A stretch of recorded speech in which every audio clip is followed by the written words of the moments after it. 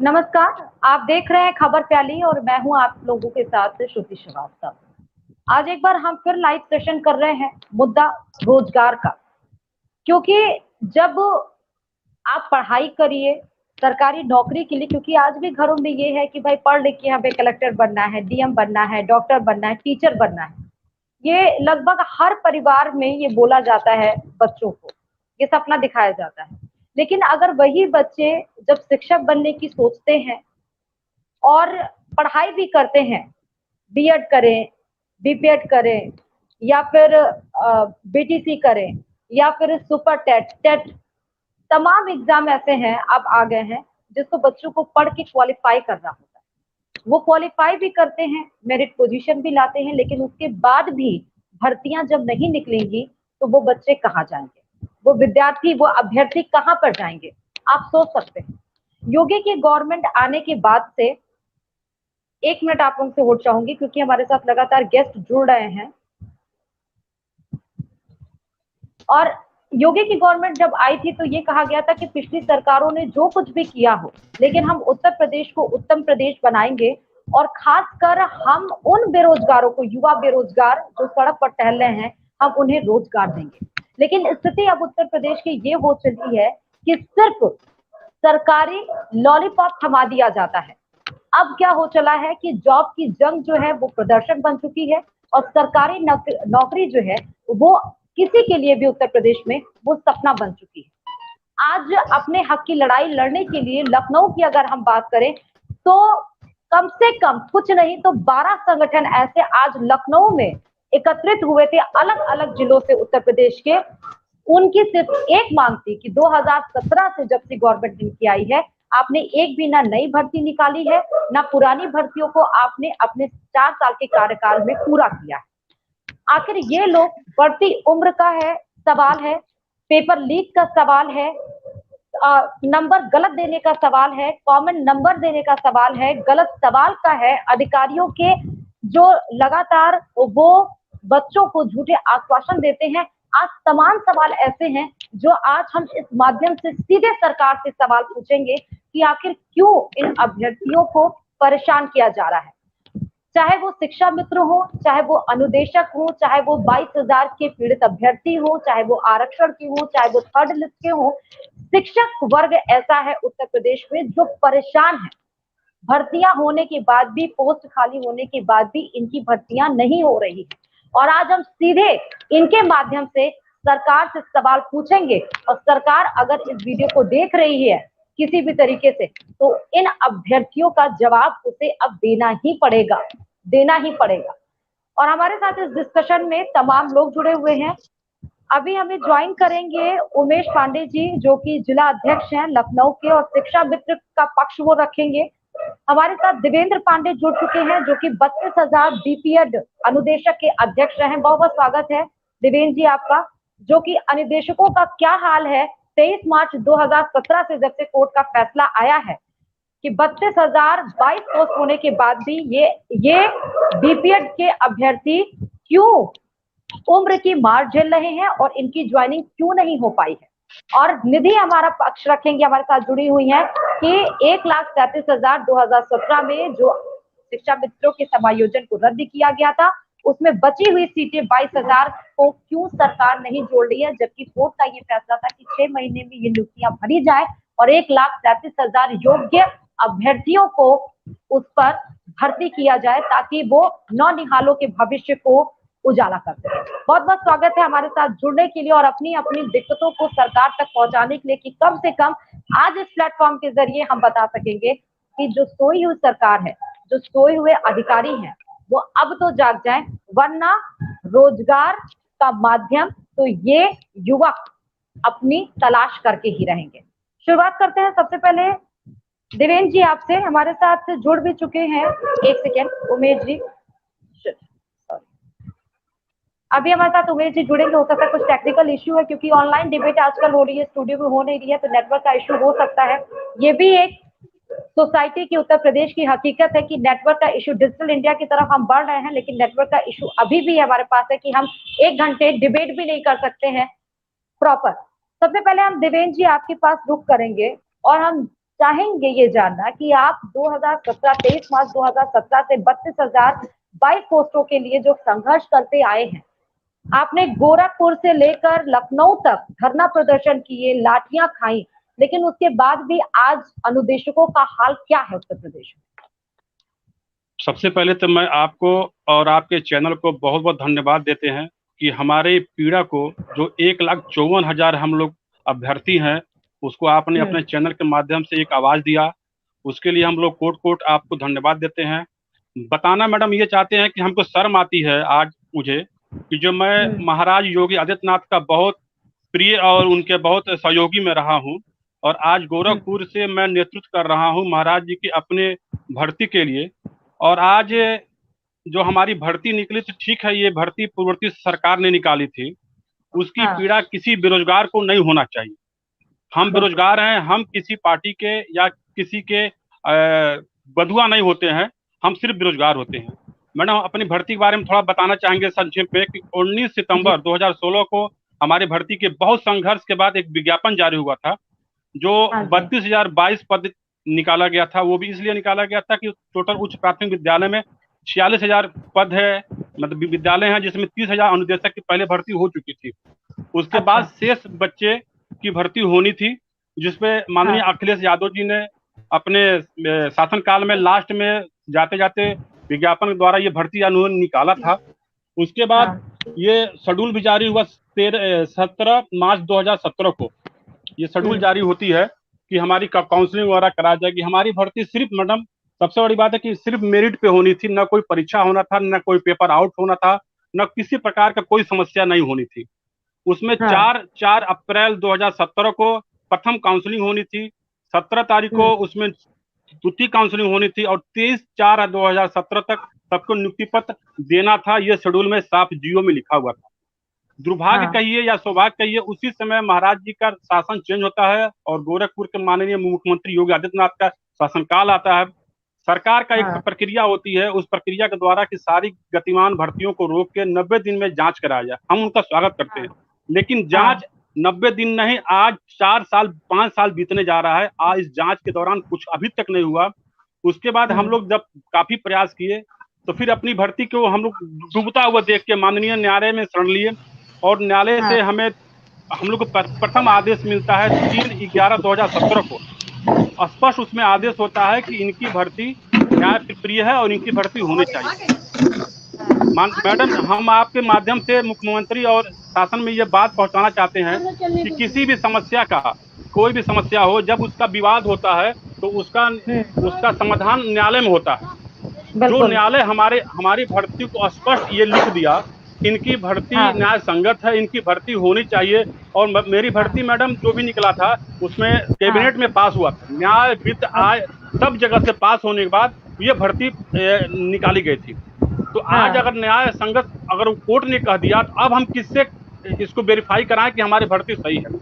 उसके बाद भी भर्ती मैडम ये यहाँ नहीं रुकते हैं, फिर वो हमारी भर्ती के खिलाफ ये डबल बेंच पे जाते हैं, और डबल बेंच में भी इनको करारी शिक्षा मिलती है, और फिर हमारी भर्ती को कहा जाता है कि ये भर्ती न्याय संगत है, इनकी भर्ती होनी चाहिए।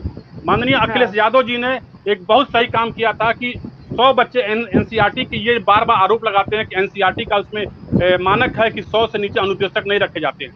अब मैडम ये बता रहे हैं, हम आपसे पूछना चाहते हैं और सभी आपके माध्यम से सरकार के, कि क्या 99 जिस स्कूल में बच्चे हैं, क्या उनको मौलिक अधिकार नहीं है खेलने की? खेल को शारीरिक शिक्षा के उनको अधिकार नहीं है? उसको कौन देखने आएगा? अगर सरकार उसको नहीं ध्यान देगी तो उसको कौन देखने आएगा? आज हर लोग प्राइवेट सेक्टर में भाग रहे हैं। आज 100 बच्चे की मान्यता आप स्कूल में ढूंढने जाएंगे, आपको मैडम नहीं मिलेगा। आप उसके बाद हमारे टीचर जो हमारे वेतन पे आता है मैडम 7,000 हमारे मानदेय मिलना है, और 7,000 के लिए आपको बता दें इस सरकार ने और पिछली सरकारें ने भी 307 का मुकदमा दिया हम लोग के ऊपर। हम जैसे लग रहा है कि हम बेरोजगार नहीं, अपराधी हो गए। और हम तो ये कहना चाहेंगे जी मैडम, हम जब इनके पास जी मैडम लखनऊ 1 सितंबर 2015 को जब अखिलेश जी की सरकार थी, वहाँ हम लोग डिमांड करने गए थे 5 साल के बाद। वो भी उस समय वो हमारे साथियों के ऊपर 307 का मुकदमा लगाया गया और 101 लोगों को जेल भेजा गया अज्ञात होके।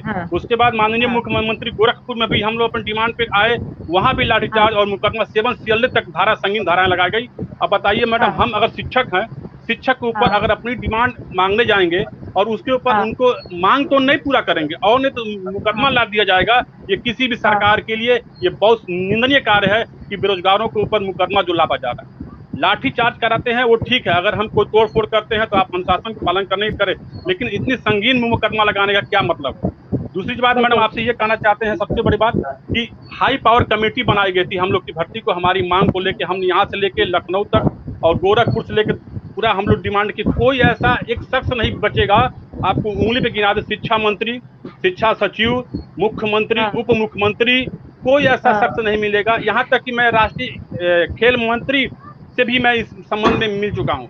सब लोग कहते हैं कि नहीं भर्ती तो होनी चाहिए। अच्छा मैडम, खेल और योग के लिए ये लोग इतनी बड़ी बड़ी बातें करते हैं, योगी ये खुद योग के नाम से जुड़े हुए हैं। आप के माध्यम से चैनल से मैं ये जानना चाहता हूँ, हम लोग इसका विरोध किए थे कि मैं योगा टीचर हूँ, स्पोर्ट टीचर हूँ, स्पोर्ट्स के लिए आप पूरे विश्व में डंका पीटते हो कि योगी ने मोदी ने योग दिवस मनाया, पूरा विश्व इसको 195 देश इसको फॉलो कर रहा है।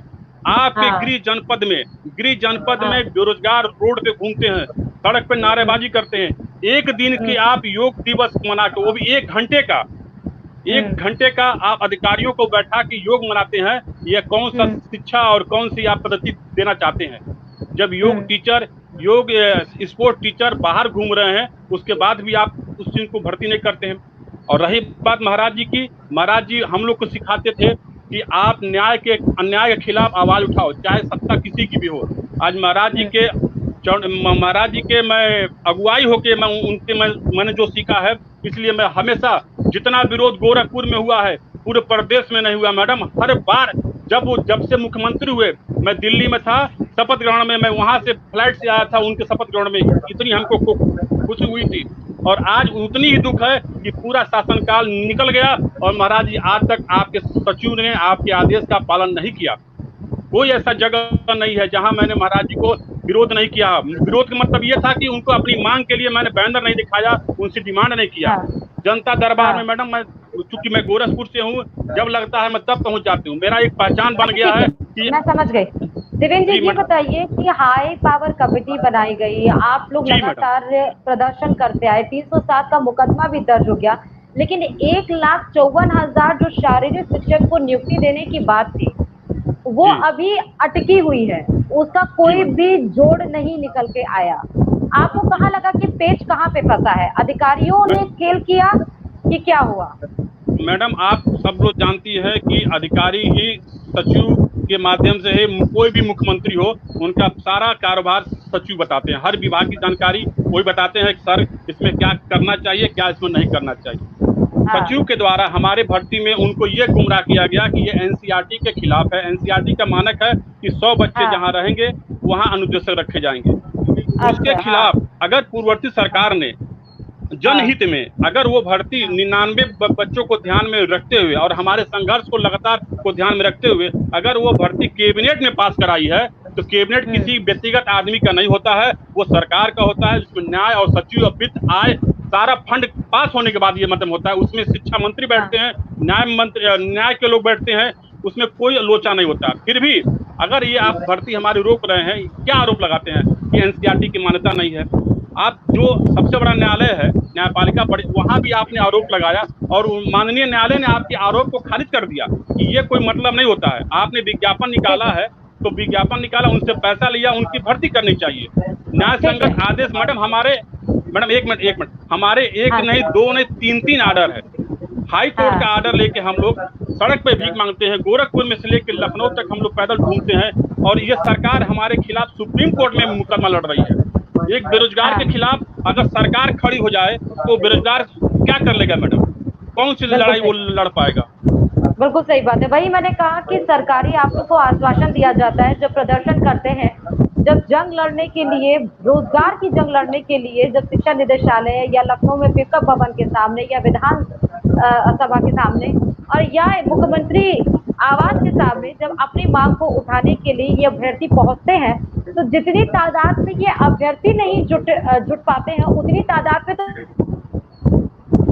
डंडों के साथ उतार दी जाती है। ऐसा लगता है कि अभ्यर्थी नहीं, शिक्षक नहीं, जब लगता है कि ऐसे लोग आ चुके हैं राजधानी लखनऊ में कि जिन्हें जल्द से जल्द यहाँ से हटाया नहीं गया तो सोचिए बॉम्ब ब्लास्ट कर दिया जाएगा। ऐसा ट्रीटमेंट होता है। ऐसा ट्रीटमेंट इसलिए क्योंकि आज मैं जी मैडम, शिक्षक एक ऐसा जगह होता है, शिक्षक जो भविष्य को तय करता है, नौनिहालों को उनके जगह पे पहुंचाता है। बिल्कुल हमारे योगी जी खेल प्रेमी भी हैं।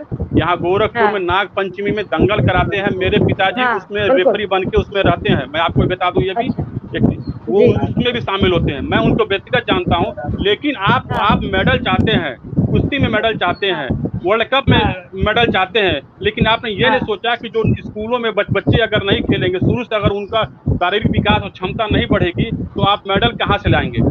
बिल्कुल सही बात है। और एक पॉइंट से मैं बिल्कुल प्राथमिक विद्यालय में मैडम, प्राथमिक विद्यालय में इस सरकार ने अच्छे काम भी किए हैं। प्राथमिक विद्यालय में इन्होंने खेल सामग्री बंटवाया। स्कूलों में फील्ड के माध्यम से स्टेडियम की बात करते हैं। ये सोचने वाली बात। यहाँ तक आप बात करते हैं, लेकिन ये नहीं सोचते कि उस खेल को सामग्री कौन बांटेगा, कौन खिलाएगा। इस चीज को अभी आपने जो बोला कि इनको कौन गुमराह करते हैं, मैडम हाई पावर कमेटी के मुख्य थे डॉक्टर दिनेश शर्मा, उप मुख्यमंत्री जी। उनके साथ हमारी और हमारे संगठन के लोग के सचिवालय में बैठक हुई थी 20 तारीख को। उस बैठक में भी उन्होंने ये बात कहा था कि आपकी भर्ती में हम क्या सर, हमारे भर्ती में आप कहीं देख लीजिए, कोई और भर्ती में तमाम था कि इसमें मेरिट कम है, इसमें फर्जी पाए गए। हमारी भर्ती चूंकि मैडम सिर्फ मेरिट पे होना था, कोई उसमें परीक्षा नहीं होनी थी, कोई ऐसा भी मामला नहीं था कि उसमें कोई दूसरा संगठन आके उसमें स्टे ले लेगा। सिर्फ मेरिट के अनुसार भर्ती होनी थी। और मात्र मैडम 60,000 रुपया। सबसे बड़ी बात यह है कि 60,000 रुपया के लिए हम लोग इतना दंड सह लिए, चाहे पूर्ववर्ती सरकार हो चाहे ये सरकार हो। मतलब इतना कष्ट होता है कि 7,000 में तो मैडम अगर इससे बढ़िया अगर हम डिग्री नहीं लिए होते तो आज भी हम लोग मजदूरी का काम कर लेते। लेकिन हम लोग खेल शिक्षक हैं, उसका एक सम्मान है, एक डिग्री का सम्मान है कि हम लोग कोई और काम नहीं कर पाते हैं। और दो बच्चे सबके, हम लोग की उम्र मैडम निकल गई। हम लोग की उम्र इतनी निकल गई कि अब दोबारा कोई विज्ञापन आए हम लोग नहीं करता। आज मैं 43 साल का मैडम हो गया इस संघर्ष को करते हुए, लेकिन आज भी हम अपने आप को बेरोजगार करते हैं। मुझे शर्म आती है मेरे बच्चों के सामने बताते हुए कि अपनी ही सरकार में हमारी कोई सुनवाई नहीं हो रही है। उसका भी कारण सिर्फ यह है कि आप पूर्ववर्ती से आप द्वेष रखते हैं। आप वही द्वेष मायावती से अखिलेश रखते थे, अखिलेश से योगी रख रहे हैं। आप बताइए उसमें उन बेरोजगारों का क्या दोष है? आप लोग आपस में दोष रखिए, लेकिन हमारे ऊपर पीड़ा भी समझिए। हमारी मांग तो यही है मैडम कि हमारे मुकदमे हटाए जाए। हम शिक्षक हैं, हमें शिक्षक की नियुक्ति दी जाए, हमें अपराधी न बनाया जाए, अपराधी न बनाया जाए। जी बिल्कुल। और इससे एक चीज और समझ में आई, यहाँ पे दिक्कत यही है कि उम्र ढल रही है, लेकिन आज भी हाथ में डिग्री लिए सिर्फ रोजगार की आस लगा रहे हैं। 32,022 पोस्ट अभी भी हैं 1,54,000 में, जो कि लगातार ये कह रहे हैं कि शारीरिक शिक्षा को नियुक्ति देनी चाहिए। अभी 21 जून को जब इंटरनेशनल योगा डे था, उत्तर प्रदेश की बात करें, योगी जी ने कहा कि आप 3-4 मिनट का योगा का वीडियो बना के आप अपलोड करिए और उसमें भी प्राइजेस रखे, फर्स्ट सेकंड थर्ड की 5-5 हजार रुपए। लेकिन आप ये सोचिए कि जो योग के टीचर हैं वो अपनी मांगों के लिए, अपने अधिकार के लिए सिर्फ लड़ाई लड़ रहे हैं कि वो नौनिहालों को शारीरिक रूप से मजबूत कर पाए और हमारा देश जो आज 195 देश आज योगा को फॉलो कर रहा है, वो और भी ज्यादा आगे बढ़े, लोग और भी ज्यादा खेलकूद में आगे बढ़े, चाहे वो हॉकी हो, चाहे वो दंगल हो, चाहे स्पोर्ट्स का कोई भी मीडियम हो, उसमें हमारे जो युवा हैं वो बढ़ चढ़ के पार्ट लें और उनके भविष्य को उज्जवल करें और देश के नाम को भी रोशन करें। लेकिन अगर इस तरह की सरकार ने स्थितियां पैदा कर दी हैं कि खेल तो छोड़िए, कोई भी ऐसा माध्यम नहीं बचा है जहां पर बेरोजगारी की मार ना चल रही। अब हम रुक करेंगे निधि जी आपके ऊपर। पिछले जी लखनऊ की बात करें तो सिर्फ 7 दिन हो गए, लगातार हम कवरेज भी कर रहे हैं। 8 जून से मैं खुद उत्तर प्रदेश के बेरोजगारी का मुद्दा लगातार उठाई हुई है और बेरोजगारी में भी उस शिक्षक वर्ग जो सबसे ज्यादा परेशान है उसका मुद्दा लगातार मैं उठा रही हूँ। पिछले 7 दिन से ये अभ्यर्थी 22,000 के वो ऐसी मार झेल रहे हैं कि डिग्री होने के बाद भी, लेकिन सिर्फ अधिकारियों के 3 नंबर कॉमन देने पर और मेरिट को का जो डिवीजन किया गया है वो कंपटीशन के साथ साथ एकेडमिक को इंक्लूड करने का, जिसमें कि मेरिट पोजीशन होल्ड करने वाले स्टूडेंट्स भी आज सिर्फ इस बात के लिए धरना प्रदर्शन दे रहे हैं इस चिलचिलाती धूप में वहां पर बैठे शिक्षा निदेशालय के सामने कि अधिकारी उनकी बात तो सुन लें, उन्हें उनके हक की लड़ाई जीतने में कम से कम मदद तो करें, शासन तक उनकी बात तो पहुंचाएं। 7 दिन हो गए निधि जी, लेकिन आज भी आपको क्या लग रहा है कि सोए हुए अधिकारी जाग पाएंगे? 22,000 सीटों के लिए जो आप लगातार प्रयासरत कर रही हैं, वो सफल हो पाएगा? मैम वो जगे हुए हैं लेकिन वो सुनना ही नहीं चाहते हैं। जागने के बाद भी वो सोने का नाटक कर रहे हैं मैम। हमने पहले दिन ज्ञापन दिया, हमने बताया डीजी सर को कि सर हमारी ये व्यथा है, हम सबने एग्जाम क्वालिफाई किया, आपने 1,37,000 पदों को जो 6 माह में भरना था, जो सुप्रीम कोर्ट की गाइडलाइन थी मैम, सिर्फ हम इतनी ही याचना कर रहे हैं कि उस गाइडलाइन का पालन कीजिए। माननीय श्री शिक्षा मंत्री सतीश द्विवेदी जी ने बोला था कि अगर पिछली वैकेंसी में सीटें रिक्त रह जाती हैं योग्य शिक्षक न मिलने पर, तो हम आपकी वो सीटें अगली वैकेंसी में ऐड करके विज्ञापन निकालते हैं। पहली चीज तो इन्होंने ऐड करके विज्ञापन नहीं निकाला मैम, क्योंकि 68,500 में मैम 22,400 कुछ पद रिक्त रह गए थे मैम। तो वो जो रिक्त पद थे उनको इन्होंने एज इट इज बने रहने दिया और 69,000 की वैकेंसी दोबारा निकाली, जो सुप्रीम कोर्ट की गाइडलाइन के अनुसार आपका था 1,00,000। आज इनका कार्यकाल कंप्लीट होने को आ रहा है और इसके बाद मैम अगर जियो में लिखा हुआ है कि योग्य शिक्षक, या मतलब जियो में मैम ये लिखा है कि आप मतलब सरकार स्वतंत्र होती है विशेष परिस्थितियों में सीटों को घटाने या बढ़ाने के लिए।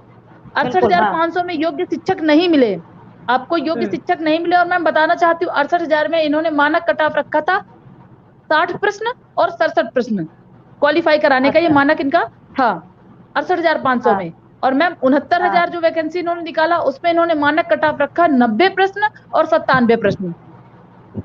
ये दूसरी बात है मैम।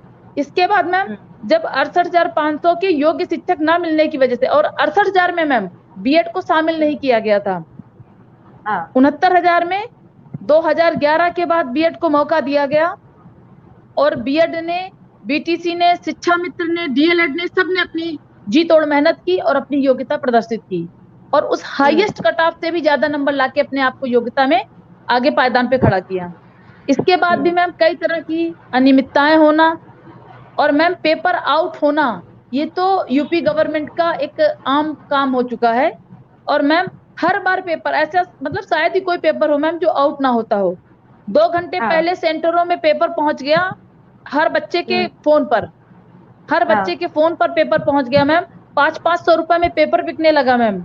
मेरा खुद का भी सामने पेपर था और वहां पर लोग भीड़ लगाए हुए थे, तो मैंने पूछा ये क्या हो रहा है, पता चला 500-500 रुपए में पेपर मिल रहा। 20 मिनट का समय बचा था, कुछ लोग पैसे देकर के पेपर ले भी लिए और उसने बोला कि अगर पेपर देके आना, पहले की बात है, यस मैम एग्जाम के पहले की बात है, पेपर आउट होने की। और इसके बाद भी मैम माना नहीं गया। और मैम देखिए गवर्नमेंट की मतलब कितनी गंदी राजनीति करती है गवर्नमेंट यार। पेपर आउट होने का सबसे बड़ा मतलब लीड होता है आपके अधिकारी, आयोग, आयोग से ही तो पेपर आउट होगा, ना कि आम बच्चे के पास ऐसे ही पेपर चला जाएगा। पेपर आउट होता है, पेपर आउट होने के बाद पूरे सेंटर बिकते हैं मैम। आपने रमापति, क्या नाम था, मायापति करके कुछ नाम था मैम, उनका पूरा आपने केस पढ़ा ही होगा। उस पर मैम फूलकली और कई ऐसे स्टूडेंट्स हैं जिन्होंने 142 नंबर पाए। और इसी केस में जो मैम अनियमितताएं हुई थी पेपर आउट होने को लेकर के, जेल गए मैम, कई बच्चे जेल गए और जेल जाने के बाद वो नौकरी कर रहे हैं इसी पर, पेपर आउट होने पर, नकल करने के कारण। और इवन मैम राष्ट्रपति कौन है देश का, इसका भी उनको नॉलेज नहीं है। आप मैम पीछे देख पा रही होंगी, मेरी बुक, मेरे मैप्स आपको दिख रहे होंगे। हम लोग वो स्टूडेंट हैं जो रेगुलर तैयारी कर रहे हैं मैम, रेगुलर तैयारी कर रहे हैं, हमारी तैयारी कभी बंद नहीं होती। और मैम वो लोग 142 नंबर ले आए और हम लोग जो ये देख रहे हैं, आप लाइब्रेरी में पूरा देख सकते हैं आप मैम, ऊपर से नीचे तक पूरी लाइब्रेरी बुक से भरी हुई है, सामने फ्रंट पे भी बुक्स रखी हुई है। वो लोग इतनी मेहनत करते हैं, 110 115 के पायदान पे पहुंचते, जो सिविल की तैयारी करने वाले बच्चे भी हैं, सिविल की भी तैयारी किए हुए हैं और इसके साथ साथ में अपना बीएड बीटीसी कुछ ना कुछ तो इंसान मैम करता ही है साइड में। और मैम इसके बाद वो 142 नंबर नहीं ला पा रहा, जो सिविल का एग्जाम दे रहा, प्री क्वालिफाई कर रहा, वो नहीं ला पा रहा मैम। और देखिए विडंबना देश की कि मैम 6 साल में हाई स्कूल इंटर पास कर पा रहा जो बच्चा, और बहुत कम नंबरों से। इसके बाद मैम वो बीएड करता है और बीएड के बाद टीईटी में 82 नंबर लाता है और जस्ट 23 दिन बाद मैम 142 नंबर से वो सुपर टीईटी पास हो जाता है। जेल जाता है मैम, और जेल जाने के बाद भी वो बंदा नौकरी कर रहा है प्राइमरी में, शिक्षक बना बैठा है। ये देश का क्या है मैम? इसको हम क्या कहेंगे? कहाँ न्याय हो रहा, कहाँ योग्यता की? आप योग्यता की बात कर रहे थे योगी जी, अब योग्यता, ये योग्यता आप नहीं देख पा रहे कि इस तरीके की अनियमितता होने के बाद, सारी चीजें ओपन होने के बाद, पैसों का भी लेन देन जो हुआ वो तक पकड़ा गया मैम, एक एक चीज की खुलासा हुआ। इसके बाद गवर्नमेंट ने कहा कम से कम 10 से 20% अनियमितता हो, ऐसे सबूत मिलेंगे तब पेपर आउट माना जाएगा। ये कहाँ का मैम न्याय हुआ कि तब पेपर आउट माना जाएगा, जबकि पूरी धांधली की तुम पोल खोलो और वो भी 3 साल बाद खोल के दिखाओ, कौन दिखा पाएगा मैम? जो होना है हो गया, आपने सुना ही नहीं, लोग चिल्लाते रहे, बच्चे चिल्लाते रहे, पेपर आउट हुआ, पेपर आउट हुआ, सुना नहीं किया। ऐसा तो मैम किसी जगह नहीं होता, ये उत्तर प्रदेश में होता है मैम। इसके बाद भी हमने अपनी योग्यता दिखाई, हमने हर तरह से मेहनत करके अपने आप को एक अच्छे पायदान पे खड़ा किया। अब मैम 1,46,000 बच्चे पास हुए 69,000 शिक्षक भर्ती में, 69,000 के सापेक्ष में 1,46,000 बच्चे पास हुए। और मैम सुप्रीम कोर्ट की गाइडलाइन के अनुसार ये था कि 1,37,000 पदों को आपको 2 क्रमागत भर्तियों में 6 महीने के अंदर भरना है मैम। आप ही खड़े मतलब खुले मंच से आकर के योगी जी बोलते हैं कि मैं अपने उत्तर प्रदेश में विद्यालयों में जो पढ़ रहे नौनिहाल हैं, उन नौनिहालों को 1,37,000 योग्य शिक्षकों का उपहार देना चाहता हूं मैम। तो मैम हम सभी लोग लगातार SCRT में सिर्फ यही बात कह रहे हैं कि हमारी योग्यता में क्या कमी है, ये बताइए। आपने जो हाईएस्ट मानक रखा, हम सब ने उस हाईएस्ट मानक को भी क्वालिफाई किया। किसी तरीके से आपके पास ये इफ या बट करने का मौका नहीं है मैम। और गाइडलाइन भी कहती है कि 1,37,000 पद आपको 6 महीने में भरने। आप 5 साल का कार्यकाल पूरा करने जा रहे हैं और 6 महीने का काम नहीं कर पा रहे हैं, गंदी राजनीति कर रहे हैं, वोट बैंक की राजनीति में फंसे हुए हैं, अपने पदों को बचाने की राजनीति में फंसे हुए हैं, और बच्चों का भविष्य, जो आगे आने वाले नौनिहालों का भविष्य है, उसको अधर में लटकाए हुए हैं। शिक्षा व्यवस्था की जो स्थिति है मैम, चरमरा करके रख दी है। और शिक्षा व्यवस्था का तो मैम ऐसा उपहास हो गया है कि आपने देखा होगा, अभी 3rd सेमेस्टर के बच्चे हमारे बीच में ही आकर के बिना परीक्षा के हमें सफल उत्तीर्ण घोषित किया जाए, इस तरीके की मांग रख रहे हैं मैम। अब सोचिए मैम, जो शिक्षक बनने वाला हो वो बच्चा आकर के कह रहा है बिना परीक्षा के हमको पास कराया जाए। और विद्यालय से मैम स्थितियां आपको पता ही किस तरीके से नंबर दिए जाते हैं बिना परीक्षाओं के, या विद्यालय में जो होमली एग्जाम होते हैं उनमें किस तरह से नंबर दिए जाते हैं। और विद्यालय की तरफ से मैम 180 नंबर तो हर बच्चे को अलग से मिलता ही है, हर विषय का 30 नंबर ऐसे ही दिया जाता है। अब मैम इन सभी स्थितियों को देखते हुए मैम, हम लोग जो बहुत पुराने हाई स्कूल इंटर किए हुए थे बच्चे, हम लोग के समय में ऐसी व्यवस्था नहीं थी। हमारे समय में 72-78% पाने वाला बच्चा मैम मेरिट में टॉप 1 होता था, टॉप 1 पे होता था, जिसका 78% नंबर होता था मैम।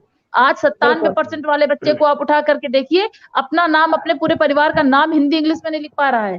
फूल कली करके कोई मैडम थी, उन्होंने 142 नंबर प्राप्त किए थे और उनको ये नहीं मालूम था देश का प्रधानमंत्री कौन है, उत्तर प्रदेश में जो मुख्यमंत्री है उसका नाम क्या है, ये नहीं मालूम था मैम। वो सर्विस कर रही हैं। हम लोग जो रात दिन मेहनत करते हैं मैम, देख पा रहे हैं हमारे पीछे का जो लोकेशन है, आप खुद देख पा रहे होंगी मैम। लगातार मेहनत करने के बाद भी हम लोग यहाँ पर बेरोजगार बैठे हैं, धरना करने को मजबूर है। जो प्रतिभा हमें अपने विद्यालय के नौनिहालों का भविष्य बनाने में लगानी चाहिए, वो हम धरने में लगा रहे हैं मैम। उस पे भी हमें कई तरीके से तोड़ने की गवर्नमेंट की जो साजिश चल रही मैम, वो भी देखिए आप मैम, कि हम लोग अपनी इच्छा अनुसार अपना मतलब अपनी बात नहीं रख सकते हैं उनके सामने। अगर कोई भी बात करो तो एकदम से इतने सारे पुलिस वाले आ जाते हैं, डंडे लेकर के, रॉड लेकर के, कि अगर कुछ भी करो तुरंत इनको मारो। मतलब शिक्षक मार खाने के लिए उत्तर प्रदेश में पैदा हुआ है मैम।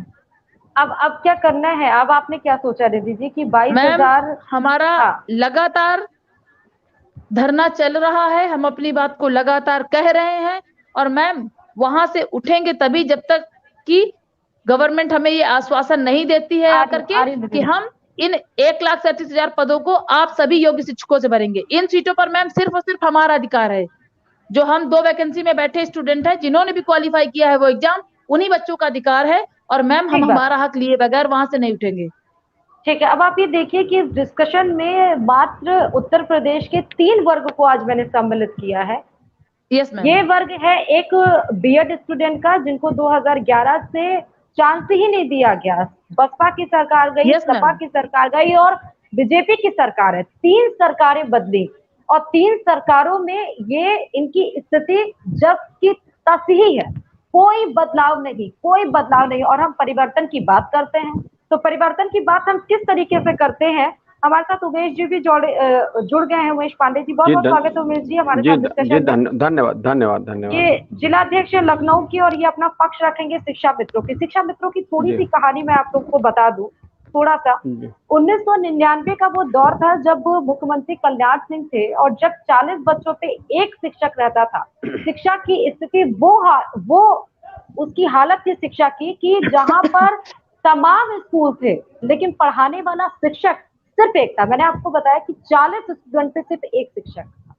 तब वहां से शिक्षा मित्रों की नियुक्ति होनी शुरू हुई और मुझे वो याद है, वो दिन याद है, जैसा कि जो रिसर्च में सामने आया है कि 1999 पहला ऐसा साल था कि जहां पर माफ करिएगा कि उसके बाद से शिक्षा मित्रों की जब ये बात हुई, उठना शुरू हुई, तो उसके बाद से गोरखपुर ऐसा जिला था कि गोरखपुर मंडल के महाराजगंज में ही शिक्षा मित्रों की नियुक्ति पहली दफा की गई। यानी कि अगर हम योगी कार्यकाल को देखें तो महाराजगंज तो वो गोरखपुर से ही बिलोंग करते हैं हमारे मुख्यमंत्री साहब, और गोरखपुर से ही शिक्षा मित्रों की नियुक्ति की जो शुरुआत हुई वो वहीं से हुई। लेकिन आज स्थिति शिक्षा मित्रों की क्या है कि 11 महीने इनके 12 महीने इनसे ड्यूटी कराई जाती है, 11 महीनों की इनको सैलरी दी जाती है, 1 महीने का इनका मानदेय रोक लिया जाता है। मानदेय जो बढ़ाया गया था उसको भी सरकार अब नहीं बढ़ने दी, और जो इनको मिलती थी, जो तनख्वाह इनको मिलती थी, उसमें भी योगी सरकार ने कटौती कर दी। शिक्षा मित्रों का हाल क्या है आज हम उमेश जी की जुबान सुनना चाहेंगे। जी उमेश। धन्यवाद धन्यवाद धन्यवाद। सर्वप्रथम मैं आपको, आपके चैनल को बहुत बहुत धन्यवाद देना चाहता हूं कि इस उत्तर प्रदेश का सबसे निरीह प्राणी एक शिक्षा मित्र है। इस जितने भी सरकारी डिपार्टमेंट हैं उसमें सबसे ज्यादा मेहनत करने वाला व्यक्ति शिक्षा मित्र है, और जिसकी आज इतनी दयनीय स्थिति है कि अभी मैं आपको बता दूं, एक शाहजहांपुर में हमारे एक शिक्षा मित्र थे और उन्होंने अपनी फांसी लगा करके अपनी जान दे दी क्योंकि उनके ऊपर इतना कर्जा हो गया था। वो एक टीचर हो गए थे, उन्होंने लोन लेके मकान बना लिया था, अब वो किस्तें कहाँ से दे, 10,000 में अपना पेट पालें, किस्तें दे। इतनी दयनीय स्थिति है जिसकी आवाज आपने उठाया, आपको बहुत बहुत धन्यवाद। मैं आपको ये बता देना चाहता हूँ कि विगत सरकार के द्वारा जब हम लोगों का समायोजन किया गया था तो उसमें उसके बाद जब माननीय योगी जी की सरकार आई तो सुप्रीम कोर्ट से हमारा जब वहां से निरस्त हुआ था, उसके बाद हमारी बैठक हुई। बैठक होने के बाद जैसे हमारे बीपेड के भाई साहब ने बताया कि इनकी भी हाई पावर कमेटी बनी थी, हमारी भी हाई पावर कमेटी बनाई गई थी, और वो कमेटी आज कहाँ है ये हमको नहीं पता है। मैं आपको बता दूं कि मैं यहाँ का लखनऊ का जिलाध्यक्ष होने के नाते मैं हमेशा 4.5 साल से, जितने दिन योगी जी की सरकार हुई है, इसमें हमारी 3 बार माननीय मुख्यमंत्री से मुलाकात भी हुई है, हमने ऐसा कोई अधिकारी नहीं है, ऐसा कोई सचिव नहीं है जहां जहां हम लोगों ने जा करके अपनी फरियाद नहीं लगाई है। मैं जाता हूं, अपनी बात को कहता हूं, ज्ञापन देता हूं, लेकिन आज तक कुछ भी हमारा नहीं हुआ है। ये जहां जिससे बात करो ये कहते हैं आपका काम हो रहा है, आपका फाइल आपकी चल रही है, आपका ये हो जाएगा, लेकिन कुछ नहीं हुआ है। मैं ये बता देना चाहता हूं कि हमको किसी ने नहीं दिया था, मुझको कल्याण सिंह जी ने, भारतीय जनता पार्टी ने हमको ये लिया था। जब भी आपने जैसे बताया कि जब शिक्षकों कोई स्कूल को पढ़ाने वाला नहीं था, ताले खोलने वाला कोई नहीं था, तब हम शिक्षा मित्र जब उस समय 18 से 19 साल 20 साल की उम्र में थे तब हमको आपने ले लिया। आज हमारी उम्र, जैसे मेरे भाई साहब बीपीएड वाले ने बताया, उनकी 43 साल है, मेरी 45 साल उम्र है। बस इस उम्र में बताइए मैं क्या करूं, मेरे बच्चे हैं, मेरा परिवार है, मैं, और ऐसा आपने हमसे काम लिया है कि इन जो भी 20-22 साल का हमारा जो समय रहा है, इसमें आपने हमेशा हमको भिड़ाए रखा है, आपने हमसे विभाग का काम लिया है। इस दौरान हम कोई तैयारी भी तो नहीं कर पाए, हमको आपने कोई पढ़ने का भी मौका भी नहीं दिया। आप बताइए, जब मैं 8 बजे से 3 बजे तक या 7 बजे से 12 बजे तक या 10 बजे से 4 बजे तक विद्यालय में काम करूंगा शिक्षा विभाग का, तो हम तैयारी कहाँ कर पाएंगे। अब आप हमको ऐसा बता रहे हैं कि आप हमारी तुलना, जैसे हमारी बहन ने बताया कि उस समय हाई स्कूल इंटर में, सच बात है, जो आप 72% की बात करती हैं बहन जी, उस समय 65% 60% जो लाता था उसको टॉपर माना जाता था। आज हम लोग उस जमाने के हैं जब मैं 4th फर्स्ट क्लास में MSc हूँ, उस समय मुझे शिक्षा मित्र ना बनाया गया था, मैं MSc हॉर्टिकल्चर से हैं। उस समय अगर मैं शिक्षा मित्र ना बना होता तो मैं कहीं निकल गया होता, लेकिन एक आशा के साथ मैं इस विभाग से जुड़ा था। लेकिन इतना जरूर कहेंगे कि इस सरकार में बेरोजगारों का सुनने वाला नहीं है। हम लोगों ने, आप बताइए, हम ये कहते हैं धरना मत करिए, ये हम लोग धरना भी नहीं करते हैं। जो कहते हैं विभाग कहता है, मुख्यमंत्री जी कहते हैं, अधिकारी करते हैं, हम लोग सारा काम करते हैं, फिर भी हमारी बात क्यों नहीं सुनी जाती है। जैसे आपने बताया कि हमसे काम लिया जाता है 12 महीने, आखिर 1 महीना जो आप काम लेते हैं, अभी आपके गोरखपुर, बनारस में कई ऐसे जनपद हैं जहां कोविड में जबरदस्ती ड्यूटी लगाई जा रही है वहां के सीडीओ के द्वारा। आप बताइए, आप टीचर को नहीं लगाते हैं जिनको आप देते हैं 70,000 80,000, और एक शिक्षा मित्र अगर 10,000 में उसको कोविड हो जाता है, बताइए वो क्या इलाज कर पाएगा? अगर वो मर जाएगा उसके परिवार को क्या होगा? आप बताते हैं कोविड में काम करने वाले को हम 30 लाख रुपया देंगे, लेकिन जितने भी हमारे शिक्षा मित्र कोविड में मरे हैं, आप बताइए किसी को आपने दिया हो? तब तो कहते हैं कि चुनाव में मात्र 3 लोग मरे हैं पूरे प्रदेश के अंदर। ऐसी स्थिति में जबरदस्ती ड्यूटी लगाए, जब आप हमको पैसा नहीं देते हैं, जून में आप ड्यूटी कराने वाले कौन होते हैं, आप बताइए। इस तरह से हमारा जो शोषण किया जा रहा है, ये अच्छी बात नहीं। मैं माननीय मुख्यमंत्री जी से, आपसे हाथ जोड़कर निवेदन करता हूँ, 1.5 लाख शिक्षा मित्र आपका ही है, आपके द्वारा ही पैदा किया गया था, आपके द्वारा ही विभाग में लाया गया था। हम लोगों की ऐसी दयनीय स्थिति पे ध्यान दे करके हम लोगों का उद्धार करिए। हमारी प्रमुख मांगे हैं कि हमारा स्थायी समाधान किया जाए, हमारी 62 साल की सेवा नियमावली बनाई जाए, हमको वेतन दिया जाए, वेतनमान चाहे जो कुछ आप निर्धारित कर दे, लेकिन वेतन दिया जाए, क्योंकि अब हम लोगों का जो 15 से 20 साल का जीवन बचा है, ये किसी तरह से सुधर जाए, क्योंकि अगर ये नहीं होगा तो हमारे बुढ़ापे में हमारा सहारा कौन बनेगा? बच्चे भी हमारे पास प्रश्न करने लगे। मेरा बेटा कहता है पापा आप हमको साइकिल दे दो, पापा साइकिल देना है, खाना खाएं। 10,000 में क्या होता आप बताइए? और फिर 11 महीने काम करने, 12वें महीने के लिए हम पूरे साल सोचा करते हैं कि जून में हम क्या करेंगे। जून में हमको 10,000 बात बताते। अभी मैं लखनऊ की बात बता दूं कि मई का मानदेय आज तक हम लोगों के खाते में नहीं आया है। मैं लगातार जाता हूं, पता नहीं क्या हुआ है। अभी वो कहते हैं फाइल वहां से नहीं है, वो कहते आज मेरी बात हुई है अकाउंटेंट से, तो उसने कहा है आज मैंने आपका पैसा आपके खातों में लगवा दिया है, हालांकि अभी पहुंचा नहीं है। अब बताइए, जो व्यक्ति को अप्रैल में पैसा मिला हो और मई और जून 2 महीना बीता हो और 10,000 क्या वो रखा रहे, कैसे अपना जीवन यापन करेंगे? मैं सरकार से पूछना चाहता हूं, मैं सरकार से सवाल करना चाहता हूं कि आपने जब कहा था, जब हम नौजवान थे तो आपने हमारी भर्ती की थी, आपने ये कहा होता कि हम उस समय आपने गांव का टॉप मोस्ट मेरिट का होल्डर था, उसको आपने ले लिया, लेने के बाद आपने विभाग में जोड़ दिया, जोड़ने के बाद उसका जीवन को बर्बाद आपने किया है। तो इसलिए मैं योगी जी से हाथ जोड़ के निवेदन करना चाहता हूं कि आप ही हमारा उद्धार करिए, हम आपके ही हैं। हम देखिए, कोई भी कर्मचारी हो किसी सरकार का नहीं होता है, जो उसका राजा होता है उसका वो मालिक होता है। हमारे ऊपर ठप्पा लगता है, हम सब। सरकार अगर ये डिबेट देख रही है तो मैं एक सवाल सरकार से सीधा मेरा है इन अभ्यर्थियों के माध्यम से ही, कि क्या अधिकारियों के पैसे काटे जाते हैं? क्या अधिकारियों के मानदेय को रोका जाता है? क्या अधिकारियों की तनख्वाह को रोका जाता है? अगर अधिकारियों को, चाहे कोविड काल हो, चाहे कोई भी महामारी आ जाए, चाहे नेचुरल कोई भी प्राकृतिक आपदा आ जाए, अधिकारियों के अगर तनख्वाह को नहीं रोका जाता है, वो सर्विस करें या ना करें, तो क्यों कर्मचारियों के तनख्वाह को, मानदेय को रोक लिया जाता है? क्या कर्मचारियों को इतनी तनख्वाह दी जाती है सरकारों के द्वारा कि अगर आप मानदेय उनका रोक लेते हैं 1 महीने का, तो उनके बचे हुए जो पैसे आप देते हैं, क्या वो उसको सरवाइव कर सके, अपने लाइफ को, अपने जीवन को? नहीं कर सकते, क्योंकि कर्मचारियों की आप जो तनख्वाह देते हैं वो भी इतनी लिमिटलेस रहती है कि वो, सच बात है, जैसे उमेश जी ने कहा कि अगर बेटा साइकिल मांग रहा है, तो आज इस महंगाई के जमाने में जहां 95 रुपए पेट्रोल हो गया है, वहां पर वो 95 रुपए का पेट्रोल भरा के काम करे ताकि घर वालों के पेट को पाल सके, कि वो बच्चे की डिमांड को पूरा कर सके।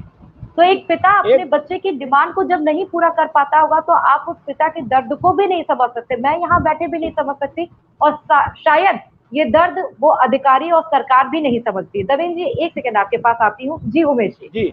1 मिनट आपका लेना चाहेंगे। आपने जैसे कहा कि अगर शिक्षा, अन्य विभागों में भी संविदा कर्मी हैं, उनको 11 महीने क्यों नहीं दिया जाता है? उनको 12 महीने का दिया जाता है। हम तो यही मांग कर रहे हैं, भाई आप भर्ती करिए, हमें कोई दिक्कत नहीं है, कोई हमारा भाई आएगा, लेकिन हमें ये बताइए, हम आपने जैसे दूसरी बात, जब हम 10,000 पाते हैं तो विभाग में काम करते हैं तो योग्य हैं, लेकिन जब हमें तनख्वाह की बात आती है तो कहते हैं आप अयोग्य हैं। आप बताइए, कुछ अनुभव होता है, कुछ 20 साल का 22 साल का अनुभव जो है, और वो हमारा कहाँ गया? और यही शिक्षा मित्र थे कि पड़े हुए तालों जो स्कूल हाँ, जिससे ताले हमने लगे खोला थे था। उनको खोलने अरे का मैं काम, उनके खोलने का काम जी हाँ, शिक्षा मित्रों ने ही जी किया हाँ, था। मैं आपको हाँ बता देता हूँ, मैं 3 मार्च 2005 को शिक्षा मित्र हुआ था और उस हाँ दिन मैं जब विद्यालय गया था तो सबसे पहले हमारे पिता भी लेक्चरर थे, तो उन्होंने कहा था हाँ बेटा हमारे परिवार में सब लोग टीचर रहे हैं, मेरे बाबा भी हाँ टीचर थे, प्राइमरी में थे, उसी विद्यालय में थे जिस विद्यालय में शिक्षा मित्र हूँ। तो हमारे पिताजी ने कहा था ये आपके बाबा का स्कूल है। तो मैं पहली बार गया था तो सबसे पहले मैंने ही झाड़ू लगा के उस विद्यालय को साफ किया था, क्योंकि पहले के हाँ वहाँ के प्रधानाध्यापक लोग साफ करते थे विद्यालय। जब जुलाई में विद्यालय खुलता था तो तमाम गंदगियां हो जाती थी। आज तो माहौल बदल गया है, लेकिन पहले होता था हकीकत। तो हमने विद्यालय को साफ किया, हमने विद्यालय का ताला खोला, हमने उन बच्चों को पढ़ाया। आज हमारे पढ़ाए हुए बच्चे बहुत आगे निकल गए हैं। तो आप हाँ बताइए, हम अगर हम अयोग्य थे तो उन बच्चों को हम जैसे जो अभी 69,000 68,000 भर्ती हुई हैं, इसमें कई ऐसे हाँ बच्चे जो हमारे पढ़ाए हुए हैं, हाँ वो आज टीचर बन गए हैं। तो हम अयोग्य थे तो उनको कैसे योग्य बना दिए। लेकिन बिल्कुल समय सही की बात है कि हमारी आप अब 45 साल उम्र वाले की तुलना आप 25 साल से करेंगे तो हम मानते हैं कि हम, दूसरी बात, हमारा माइंड फ्रेश नहीं रहता है। मैं हमेशा अपने ठीक है। परिवार के पालन पोषण के बारे में सोचना चाहता हूँ, तो हम कहाँ से ये कर पाएंगे। तो इस नाते आपके चैनल के माध्यम से निवेदन है हमारे, हालांकि मुख्यमंत्री जी लोग हमारी 3 बार मुलाकात हुई है, 3 बार मुलाकात में सिर्फ आश्वासन मिला है। अब हम उनसे निवेदन करेंगे कि जो आखिरी के 6 महीने हुए हैं उन आश्वासनों को पूरा करके इन शिक्षा मित्रों की जिंदगी को खुशहाल करें। ठीक है, वो आश्वासन भी पिछले जो साल से मिल रहे हैं वो झूठे आश्वासन मिल रहे हैं। लोगों को आश्वासन मिल जाती है कि दिलासा हो जाता है कि ठीक है अब इस पे काम होगा, अब वो एक्शन धरातल पर उतरेगा। लेकिन जब वो धरातल पर नहीं उतरता तो कैसी चोट लग सकती है वो आज हम इन अभ्यर्थियों के जरिए ही समझने की कोशिश करें। एक मिनट दिवेश जी, आ रही हूँ आपके पास। शिक्षा मित्रों की क्या हाल है उत्तर प्रदेश में? 1.5 लाख शिक्षा मित्र हैं जिनकी सिर्फ एक रिक्वेस्ट है सरकार से। सीधा सवाल आज इस डिबेट के माध्यम से शिक्षा मित्रों के द्वारा ये सरकार से सवाल है कि इनके मानदेय को कंप्लीट किया जाए, जो रुका हुआ मानदेय है वो इन्हें दिया जाए ताकि ये अपने घर के भरण पोषण को पूरा कर सके। दूसरी बात ये कि इनके सर्विस पीरियड को बढ़ाया जाए, क्योंकि 40 साल की उम्र के बाद अगर ये अयोग्य आप घोषित कर सकते हैं इनको, तो 40 साल की उम्र के बाद ये भी सरकारों को सोचना चाहिए कि ये आखिर किस इंस्टीट्यूशन में जाएंगे, कहाँ जाकर पढ़ाएंगे। वो शिक्षा मित्र जिन्होंने स्कूलों की सफाई की है, जिन्होंने योग्य अभ्यर्थियों को देश में पैदा किया है। देवेंद्र जी के पास हम चलते हैं। बहुत देर से वो हमसे बात करने की कोशिश कर रहे हैं और अन्य देशों का भी यही हाल है, जहां पर अन्य देशों के यही हाल है कि उम्र बढ़ रही है, समय गुजर रहा है, दिन रात सब गुजर रहा है, लेकिन स्थिति वही की वही है। 32,022 पोस्ट के लिए जिनका संघर्ष जारी है और 1,54,000 ये जो शिक्षक, शारीरिक शिक्षक अभ्यर्थियों की भर्ती की बात कर रहे हैं, इनकी गुहार को सरकार पता नहीं क्यों नहीं सुनती है। जबकि योग को लेकर चाहे मुख्यमंत्री जी हो चाहे प्रधानमंत्री, दोनों ही बहुत एक्टिव रहते हैं। देवेंद्र जी, देवेंद्र जी आपका माइक म्यूट है, आपका माइक म्यूट है, आपका माइक म्यूट है। जैसे हमारे साथी ने कहा कि अभी कि हम लोग स्कूल में बच्चों के फार्म में बहुत दिक्कत होती है कि हम फार्म देखें, मैंने बच्चों को देखें कि अपना देखें। एक आपको घटना बताना चाहेंगे कि मैडम, हम लोग जब बच्चे के एडमिशन में जब फार्म लिखते हैं तो उसमें लिखा जाता है कि पिता का व्यवसाय क्या है। अब सोचिए उस समय पिता वो क्या लिखे वहाँ पे। अगर कोई हम व्यवसाय लिख ही नहीं सकते हैं, हम तो बेरोजगार हैं, जो और साथी हैं वो तो कुछ लिख सकते हैं, हम बेरोजगार हैं। हम अगर बेरोजगार लिखेंगे तो टीचर को हम फीस कैसे दे रहे हैं, सबसे बड़ी बात है। और हम ट्रेंड टीचर हैं, हमारे पास डिग्री है। जिस तरह हर डिप्लोमा लेके लोग कहते हैं कि मैं इंजीनियर हूँ, मैं जे हूँ, उस तरह हम लोग मैडम टीचर हैं, कहने को टीचर हैं, लेकिन फार्म में लिख नहीं सकते हैं। इसलिए लिख नहीं सकते कि हम कहीं हमारी कोई नियुक्ति नहीं है। दूसरी बात, आप अभी जिक्र आपने कहा ना सरकारें की जो समस्याएं होती हैं, विपक्ष में मैडम जो भी सरकार होती है, विपक्ष में जब रहेगी तो आपके सबसे बड़ा हितैषी वो सरकार रहेगी। आप इस चीज को, सारे संगठन वाले ध्यान देंगे इस बात को कि जब विपक्ष में वो सरकार रहेगी, जैसे आज हम लोग सपा अगर विपक्ष में है तो आपके बारे में बहुत बात करेगी, लगेगा कि वही आते ही आपका काम कर देगी। यही बीजेपी सरकार थी सपा के शासनकाल में। लक्ष्मीकांत वाजपेयी जो भाजपा प्रदेश अध्यक्ष थे, हमारी भर्ती के हमारे ऊपर जब लाठीचार्ज हुआ था 1 सितंबर 2015 को, तो हॉस्पिटल से उन्होंने विज्ञापन न्यूज जारी कराया था कि ये बहुत गलत हो रहा है, इनकी नियुक्ति कराई जाए। यही केशव प्रसाद मौर्य जी हैं जो आज उप मुख्यमंत्री हैं, इतने बड़े पद पे हैं।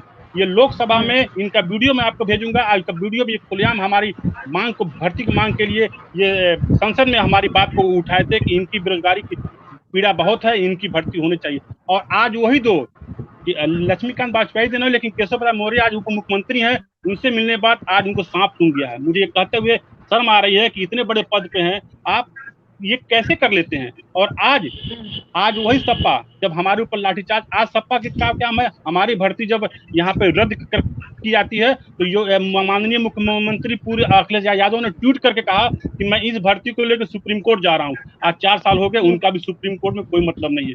कहने मतलब मेरा सिर्फ मतलब यह है कि हम बेरोजगार एक फुटबॉल की तरह हो गए हैं, जो सरकार आती है इधर किक मारती है, वो आती उधर, हमारा कोई उपयोग नहीं है। यूज एंड थ्रो का बात होती है। और कहीं बात कानून अब क्या करना चाहिए आपको लगता है? देखिए, अब मैं ये बात पूछना चाहती हूँ, बेरोजगार की समस्या इतनी ज्यादा हो गई है, दूसरे नंबर पर उत्तर प्रदेश बेरोजगारी में आ चुका है, और आज स्थिति हम सब लोग, ये एक जो अभ्यर्थी यहाँ पर बैठा हुआ है वो लाखों की आवाज बनकर आज यहाँ पर डिबेट कर रहा है। ये एक अभ्यर्थी उन लाखों की समस्याओं को लेकर यहाँ पे बैठे हैं, चाहे वो देवेंद्र जी अनुदेशकों की बात कर रहे हो, 1,54,000 की आवाज बनकर आज यहाँ बैठे हैं, चाहे वो उमेश जी बैठे हो, वो शिक्षा मित्रों की 1.5 लाख शिक्षा मित्रों की आवाज लेके बैठे हो, चाहे वो निधि जी की बात करें, वो 22,000 पोस्ट के लिए आज आवाज लेके बैठी हैं। लेकिन उस 22,000 पोस्ट के लिए हजारों 40 से 50,000 अभ्यर्थी इंतजार कर रहे हैं कि 22,000 सीटें अगर जुट जाती हैं तो 0.02 से जो थर्ड लिस्ट से बाहर हुए हैं, हो सकता है कि वो भी ऐड हो जाए। अब मैडम हम लोग को आज स्कूल में, फील्ड में होना चाहिए, ग्राउंड में होना चाहिए। वो शिक्षक ये फार्म लेके, ये सुप्रीम कोर्ट का ऑर्डर, माने केस के फाइल लेके हम लोग घूम रहे हैं दर दर चौराहे पे, कि हम लोग इसकी तैयारी में करें कि हम लोग खेल खिलाएं। आज ये सरकार हम लोग ऐसा बना दी है कि आज हम लोग, अगर इससे बढ़िया हम लोग LLB किए होते, अगर कोई भी आज शिक्षक है अगर वो नेतृत्व कर रहा है तो समझिए कि वो कानून का जानकार हो गया। इस सरकार ने उसको कानून की जानकारी भी दे दी है, इतना वो हम लोग को पेचीदा बना दी है।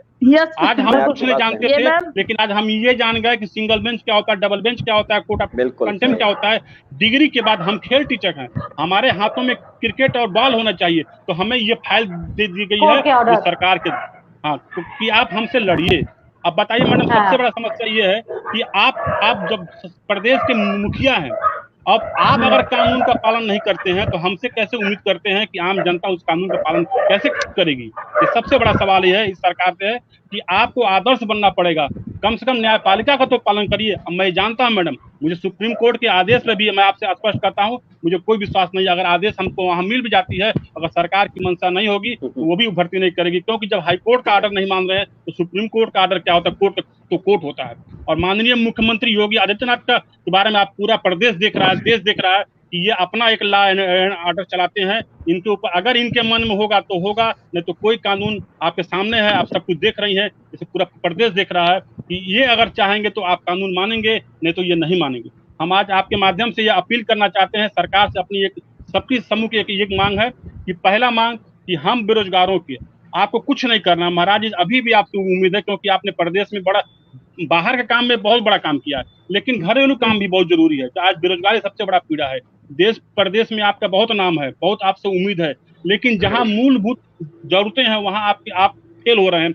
आज ये कहते से मुझे कोई भी हिचक नहीं है कि आपने कहीं कहीं पूरा प्रदेश का नौजवान आपसे आज नाराज हो रहा है। मैं आपका हितैषी होते हुए भी एक बात कहना चाहता हूं कि अगर आप चाहते हैं कि आपकी छवि वही पुरानी वाली आ जाए, तो आज हम लोग के भर्ती के मामले में आप कुछ नहीं करना, आपको आप सीधे अपने सचिव को आदेशित करिए कि न्यायपालिका में जो अपील हमारे खिलाफ डाली गई हाई कोर्ट के खिलाफ, उसको वापस ले लें, और न्यायपालिका का पालन करते हुए, हमारी विनती अलग है, न्यायपालिका का पालन करते हुए, न्यायपालिका का सम्मान करते हुए उस भर्ती को आप चालू करा दें। उसमें कहीं भी कोई ऐसे शब्द नहीं है कि जिसका कोई आरोप लगा देगा कि इस भर्ती में घोटाला हुआ है, क्योंकि मैंने परीक्षा हुआ ही नहीं है, सबसे बड़ी बात तो है परीक्षा नहीं हुआ है। और कोर्ट चिल्ला चिल्ला के कह रही है कि ये भर्ती स्पष्ट है, इस भर्ती को करना चाहिए। आखिर अब हम लोग कहाँ जाएं? अब किससे हमारी बात, अब कौन कहेगा तो ये हमारी भर्ती होगी? मतलब हम लोग किससे नहीं कहे अपनी बात? आज हम लोग ट्विटर एक मैडम एक मिनट ट्विटर के माध्यम से हम लोग मुहिम चला रहे हैं, और आज आपके माध्यम से एक बात हम आगाह करना चाहते हैं, क्योंकि सीमित समय है, आर या पार की लड़ाई हमको लड़नी है। अगर हमारी भर्ती पे इस पे कोई अगर जवाबदेही नहीं हुआ तो हम लोग पूरा 1,54,000 फिर लखनऊ की जमीन पे हम लोग आने वाले हैं। अब हमारे पास खोने के लिए कुछ नहीं है।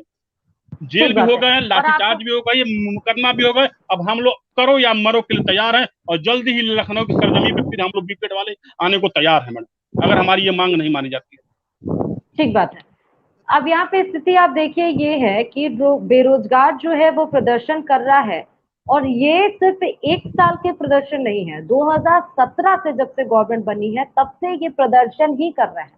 प्रदर्शन का सिर्फ जो उत्तर इन्हें मिल रहा है वो झूठा आश्वासन, या यूं फिर कहें कि लगातार हम जो कह रहे हैं कि सरकारी लॉलीपॉप इन्हें थमा दिया जाता है आश्वासन के रूप में, या मीडिया के जरिए या प्रिंट मीडिया न्यूज़पेपर में निकाल के कि भर्तियां आने वाली हैं, या इसमें ये स्टेप आगे लिया जा रहा है, हम कैबिनेट की बैठक बैठा रहे हैं, हम इसमें काम कर रहे हैं। लेकिन एक्चुअली में अगर हम हकीकत देखें, ग्राउंड रिपोर्ट यानी कि धरातल पर अगर हम बात करें, तो पता चलती है कि क्या हो रहा है। और ये रहता है कि अधिकारी और प्रदर्शनकारी अभ्यर्थियों के बीच में पुलिस प्रशासन मौजूद रहती है। हकीकत में धरातल पे ये होता है कि इनके घरों की हालात क्या है, जब आप इनसे बात करिए तब पता चलता है।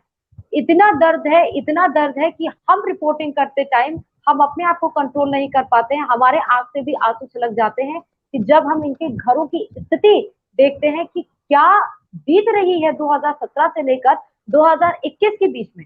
हम डिजिटल इंडिया की बात कर रहे हैं, हम मेक इन इंडिया की बात कर रहे हैं, हम आत्मनिर्भर भारत की बात कर रहे हैं, लेकिन जो शिक्षक अभ्यर्थी आत्मनिर्भर बनने की राह पर चल चुके हैं, मेरिट पोजीशन होल्ड किए हुए हैं, आप उनको आत्मनिर्भर नहीं, आप उनको पैरालाइज बनाए हुए हैं कि आपके ऊपर वो डिपेंड रहे, वो प्रदर्शन करे।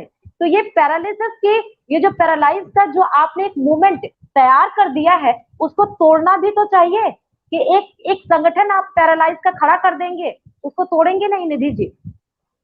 यस मैम, मैं कहना चाहती हूँ मैम कि हम सरकारें बनाते हैं, एक सरकार सत्ता पे होती है, दूसरी सरकारें अपोजिशन में आती है। अपोजिशन होता किस लिए है मैम? अपोजिशन इसलिए होता है कि जब सरकारें अपने कर्तव्यों को सही तरह से निर्वहन ना कर रही हो, तब यही अपोजिशन हमारे साथ आकर हमारे अधिकारों के लिए सरकारों को जगाए और उनको ये एहसास कराए कि अगर आप अपने कर्तव्यों को सही तरह से निर्वहन नहीं करेंगे तो ये लोकतंत्र है, ये डिक्टेटरशिप मत चलाइए, ये लोकतंत्र है, तानाशाही नहीं चलेगी भारत में। क्योंकि भारत एक लोकतंत्र राष्ट्र है जहां आप यहाँ प्रतिनिधि के रूप में काम करते हैं, हमारे आप जनप्रतिनिधि हैं, हमारे शासक नहीं है। बट मैम हम लोग ये देख रहे हैं कि यहाँ जो जनप्रतिनिधि है वो शासन में आकर के अपने आप को शासक समझ बैठता है और अप्रत्यक्ष रूप से वो डिक्टेटरशिप का उपभोग करने लगता है और सबको दबाने लगता है। सबकी जो भी लोकतंत्र की बात करता है उसकी आवाज दबाई जाती है मैम। हम लोगों का 2-2 एग्जाम कराया आपने योग्यता साबित करने के लिए, टीईटी, सुपर टीईटी, इसके बाद मैम आपने बीएड को 7 साल बाद मौका दिया। बीएड अभ्यर्थी जो 7 सालों से इंतजार कर रहा होगा 2011 के बाद से, इतने समय बाद उम्र के अंतिम पड़ाव में पहुंच गया होगा मैम, जिसने भी बीएड किया होगा, उम्र का अंतिम पड़ाव, परिवार की जिम्मेदारियां, इसके बाद भी उसने समय निकाल के मेहनत करके अपने आप को, अपनी योग्यता को साबित किया मैम। और जिनका एकेडमिक गुणांक ही अगर आपको मेरिट में आधार बना करके रखना था मैम, तो 2-2 परीक्षाएं किस लिए मैम? जबकि आपको पता है सरकार में जो लोग बैठे हैं उनको पता है कि किस तरीके से नंबर आ रहे हैं, किस तरीके से मुन्ना भाई बैठते हैं परीक्षाओं में, सब कुछ मैम हम लोगों ने किया। और आज हमारी आवाज के लिए मैम हम लोग लखनऊ में जो हमें बैठना चाहिए अपने अपने विद्यालयों में जाकर, अपने अपने विद्यालय के बच्चों का भविष्य बनाने के लिए हमें जो अपनी प्रतिभा लगानी चाहिए, वो प्रतिभा, वो योग्यता, वो क्षमता, उस सब का हम हनन कर रहे हैं बैठ करके धरने में। और हमें वहां पर भी मैम स्वतंत्र रूप से अपनी बात कहने का अधिकार नहीं है मैम। लगातार आप तो देख रही हैं लाइव में जाकर के वहां पर, और इसके बावजूद भी मैम हम चाहते हैं कि नेता प्रतिपक्ष के लोग इन सरकारों को जगाने के लिए आए, ताकि जनतंत्र की जो मूल भावना है, लोकतंत्र की जो मूल भावना है, कम से कम उसका सम्मान बचा रहे। लेकिन कोई नेता प्रतिपक्ष भी मैम हमारे पक्ष में नहीं आता है, कि हमारी बात को रखने के लिए सरकार तक आवाज उठाएं।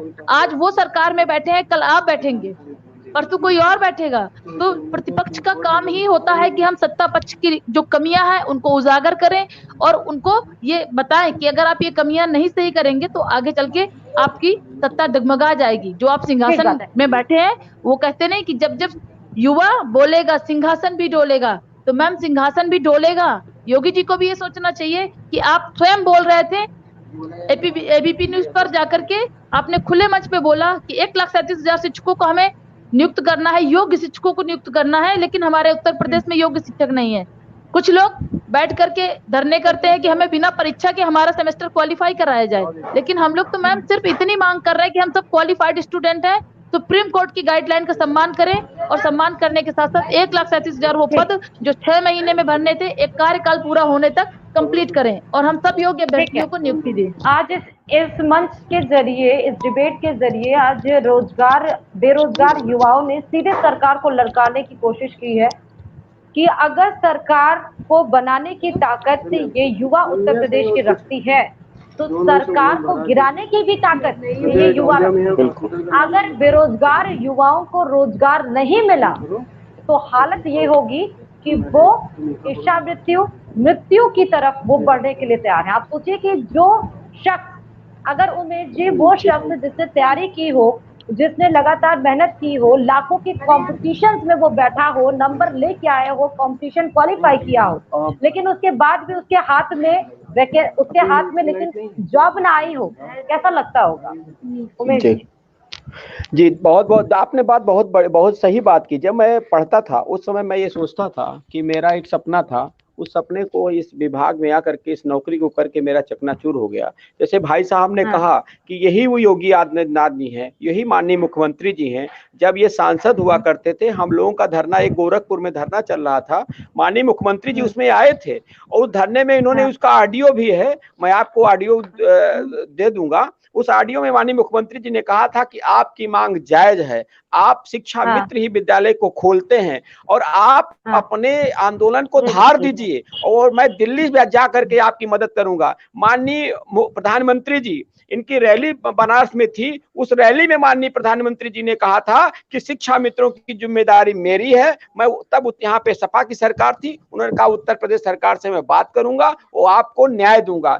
जब ये चुनाव लड़ने के लिए आए थे तब माननीय अमित शाह जी ने उसमें अपने मैनिफेस्टो में कहा था कि शिक्षा मित्र का जो भी समस्या है 3 महीने के अंदर सरकार बनते ही मैं निराकरण करूंगा। मैं पूछना चाहता हूं सरकार से, क्या इन्होंने अपना जो संकल्प पत्र है पूरा कर दिया है? उस संकल्प पत्र में एक मजबूत स्थिति थी शिक्षा मित्रों की, और शिक्षा मित्र सपा सरकार के द्वारा सताए गए थे क्योंकि सपा सरकार ने भी हमारे साथ खेला किया था। अब माननीय अखिलेश जी कहते हैं कि पहली कैबिनेट में शिक्षा मित्रों को करेंगे, परेशान होने की जरूरत नहीं है, लेकिन उस समय उन्होंने 1,37,000 कर दिया था। बाकी जो 40,000 शिक्षा मित्र थे वो मारे उसमें मैं भी था। मैंने जितना संघर्ष किया है, दर दर भटक रहे थे, इसलिए मैं जा करके मैंने सोचा बीजेपी आएगी क्योंकि ब्राह्मण है और हम लोग सवर्ण पार्टी थी, हमने सोचा है हमारा कल्याण करेंगे, लेकिन आज तक नहीं किया। क्या वो संकल्प पत्र पूरा है? मैं ये पूछना चाहता हूं। और दूसरी बात, का जाने जिसकी पैर में बेवाई फटी होती है वही जानता है। हमारे साथ जो गई बेवाई सो का जाने पीर पर आई। हमारे मित्र बैठे हैं, ये लोग जान रहे हैं क्योंकि सब बेरोजगार हैं, सब सताए हुए हैं, लेकिन जो गद्दी पे जब बैठ जाते हैं लोग, जब गद्दी से नीचे होते हैं तो हमारे दर्द को सुनते हैं, जब वो गद्दी पे बैठ जाते हैं तो वो दर्द उनको हमारा भूल जाता है। लेकिन ये बात बहन जी, जैसे आपने कहा कि नौजवान सरकार बनाता है तो सरकार गिराना, ये बात तो सच है। जिताना आसान नहीं होता है, लेकिन हराना आसान बहुत होता है। ठीक बात है, क्योंकि हम शिक्षा मित्रों को जी, और सबसे बड़ी बात हमारी मांग, भाई साहब एक मिनट हमारी बात पूरी जाने दीजिए मित्र। मेरी मांग यही है कि मुझे 62 साल की सेवा नियमावली बना दी जाए, मुझे जो अध्यापकों को फैसिलिटी दी जाती है वो फैसिलिटी दे दी जाए, और हमको एक नियत वेतन मान दिया जाए, क्योंकि वेतन मान होगा तो हमारा 12 महीने को होगा, इतना हमारा पूरा कर दें हम ये चाहते हैं माननीय योगी जी ही मुख्यमंत्री रहे, योगी जी ही सरकार चलाएं। अगर नहीं चलाएंगे तो ये मजबूर होना पड़ेगा। फिर हमको ये जैसे आप इन्होंने कहा था धार दीजिए, तो हो सकता है हमें धार देना पड़े, इसलिए ये नौबत ना आए। हाथ जोड़ करके निवेदन है कि मेरी मांग को पूरा करें। और मैडम जी हाँ और मैं देवेंद्र जी सबसे- आपकी तरफ ये भी एक चीज और बता दूं कि मैं खुद सीएड की स्टूडेंट रही हूँ, फिजिकल एजुकेशन की। देवेंद्र जी 11th 12th में मैंने सीबीएसई बोर्ड था, लेकिन मैंने फिजिकल एजुकेशन ही ऑप्शन में लिया था। और वाकई फिजिकल एजुकेशन लेने के बाद एक तो ये रहता है कि एक सब्जेक्ट आपका थोड़ा कम हो जाता है, वो फिजिक्स केमिस्ट्री मैथ की तरफ पढ़ना नहीं पड़ता है। दूसरा ये कि फिजिकल एजुकेशन एक ऐसा सब्जेक्ट होता है कि फिजिकल के साथ साथ आपकी मेंटल जो ग्रोथ होती है वो भी होती है। बॉडी स्ट्रक्चर की पूरी पढ़ाई होती है मैडम। हाँ, पूरी फिजिकल के साथ साथ मेंटली ग्रोथ भी बहुत होता है। तो लेकिन अगर ये जो शिक्षक अभ्यर्थी हैं, जो अनुदेशक हैं, अगर आप उनको अपॉइंट नहीं करेंगे तो बच्चों का ना फिजिकल डेवलपमेंट हो पाएगा, ना वो मेंटली ग्रोथ कर पाएंगे। जी दिवेश मैडम, ये जो अभी भाई हमारे साथ जो कह रहे थे कि ये सरकार आएगी तो इनको चेंज कर देंगे हम लोग, मैडम सबसे बड़ा समस्या है कि हमारे पास ऑप्शन सिर्फ 3 है। हाँ, अखिलेश, मायावती और योगी। ठीक है। हाँ, हम लोग की जो मामला है, हम लोग आज 4 साल न देखिए, हमने अखिलेश को भी देखा, मायावती को देखा, आज योगी को भी देख रहे हैं। और अगर आज फिर हमको कहाँ जाना पड़ेगा, मेरे पास आप सोचिए कि ऑप्शन कहाँ है, ऑप्शन फिर उसी के पास जाना है अगर चेंज करते हैं तो। दूसरी चीज, अगर अखिलेश इतने अच्छे होते मैडम, हम किसी पार्टी की बुराई नहीं कर रहे हैं, अगर अखिलेश इतने अच्छे होते तो आज योगी पैदा नहीं होते। योगी को पैदा किया गया एक विकल्प के रूप में। काम बोलता, अगर काम बोलता तो आज योगी पैदा नहीं होते। योगी को पैदा करने वाले अखिलेश सरकार ही थे। और आज योगी अगर इतने अच्छे होते तो फिर अखिलेश या और कोई पार्टी पैदा नहीं होगी। ठीक है, अभी समय हमारे पास बिल्कुल कम है। हाँ, मैडम सबसे बड़ी हमारे आपके माध्यम से मैडम एक अपील करना चाहते हैं कि हमारी जो मांग है, अभी जो होता था, जो हुआ छोड़ दीजिए। अभी जो हमारी मांग है कि अभी भी समय है, 6 महीना बचा हुआ है, आचार संहिता लगने वाली है। अभी आपसे हमारी मांग है कि हमारे ऊपर, हम शिक्षक हैं, पहली बात तो हमें अपराधी से लाइन से हटाया जाए। जो हमारे 101 साथी और 4-5 हम लोग जो गोरखपुर में हुए, उनके ऊपर संगीन धाराएं पहली बात हटाई जाए। दूसरी बात, भर्ती हमारी अविलंब चालू कराया जाए, उसमें कहीं कोई लोचा नहीं। न्यायपालिका को मानते हुए हमारी अपील न मानिए। एक मिनट रुकिएगा देवेंद्र जी, 1 सेकंड रुकिएगा। किसी के माइक में आवाज आ रही है, थोड़ा डिस्टर्बेंस हो रहा है। उमेश जी, कहाँ पे एक फैन की आवाज आ रही है, कहीं पे खड़खड़ की। हाँ, अब सही है, ठीक है। हाँ, बोलिए। मैडम ये कहना चाहेंगे, पहली बात ये कि हमारे जो 101 साथी और 5 एक बार और 4 इनके ऊपर जो कि हम शिक्षक हैं, हमारा कोई अपराध नहीं था। एक एप्लीकेशन लेके केवल देने गए थे, उस देने पे हम लोग संगीन धाराएं और लाठीचार्ज तो हम लोग सह लिए, लेकिन धाराओं के लिए हटा दिया जाए। दूसरी बात, हमारी भर्ती दूसरी बात, भर्ती हमारी जो है आपके हाथ में है, कानून कुछ नहीं होता। जैसे लोग कहते हैं कैबिनेट में पास हुआ है, कैबिनेट में भर्ती को निरस्त किया गया है। आप चाहेंगे तो फिर से वो भर्ती को अपने अपील करा के, उस भर्ती को वापस मंगा के, अपील को वो कैंसिल करा के हमारी भर्ती चालू कर सकें, क्योंकि न्यायपालिका को आपके हाथ में है, हम सब जान चुके हैं, पूरा प्रदेश देख रहा है। आप चाहेंगे तो वो भी कर सकते हैं। हमारी भर्ती चालू कराएं, हम फिर आपकी जय जयकार करेंगे, आपके साथ रहेंगे, प्रदेश के विकास में और खेल के उत्थान में आगे बढ़ेंगे। ठीक है, रुको ही भर्तियों को पूरा करने की बात और 307 जो शिक्षक के ऊपर लगाई गई एफआईआर उसको वापस करने की इस डिबेट के माध्यम से अनुदेशक लगातार गुहार लगा रहे हैं। दीदी जी, यस मैम, हम तो मैम न्यायपालिका के द्वारा भी अप्रूव्ड हैं। न्यायपालिका ही बोल रही कि 1,37,000 6 महीने के अंदर भरिए पद। और मैम हमने अपनी योग्यता भी साबित की। अब हमारी सिर्फ योगी जी से इतनी ही गुहार है, हम सभी योग्य अभ्यर्थियों की, कि हमने अपनी हर तरह की योग्यता, जो मानक आपने रखा उससे ज्यादा लाके हमने अपनी योग्यता साबित की है। हम कोई उपकार आपसे करने के लिए नहीं कह रहे हैं, सिर्फ आप माननीय श्री सुप्रीम कोर्ट की जो गाइडलाइन है उसका सम्मान कर लीजिए और वो 1,37,000 पद हमें, हमारा अधिकार जो है वो दे दीजिए। और देने के बाद जो काम आपने 6 महीने में करना चाहिए था, वो कम से कम एक बार अपने कार्यकाल में कंप्लीट कर दीजिए, ताकि हम जब आप दोबारा हमसे आए 2022 के चुनाव में तो ये तो कह सके कि देर सही लेकिन दुरुस्त आए, देर आए परंतु दुरुस्त आए, ये कह सके। और हम आपकी मतलब जो सरकार है उसका सम्मान कर सके और न्यायपालिका पर अपना विश्वास जता सके, आपकी सरकारों पर अपनी आस्था जता सके। क्योंकि मैम हम लोगों ने अखिलेश का कार्यकाल जब देखा तो उम्मीद थी कि एक युवा नेता आया है और बहुत अच्छे काम होंगे। उनकी सरकार में भी हम लोग बेरोजगार रह गए क्योंकि हमारे पास पैसे नहीं थे कि हम डोनेशन दे सके। आज हम अपोजिशन में जब और सरकारें बैठी हैं और सत्ता में जब बीजेपी की सरकार है, क्योंकि लोगों ने, युवाओं ने बदला, उन्हें लगा कि हमें बीजेपी से ज्यादा उम्मीद है, बीजेपी शायद हमारे दर्द को समझेगी, इसलिए हम सब बीजेपी में आए, हमने बीजेपी को चुना, हमने बीजेपी को। मैं तो मैम बताना चाहती हूँ कि मेरे चाचा जी तो बीजेपी से ही मंडल अध्यक्ष रह चुके हैं और मैम हमारे परिवार की तो कहते ना कि रगों में बीजेपी बसती है और मैं उसकी प्रताड़ित हूँ।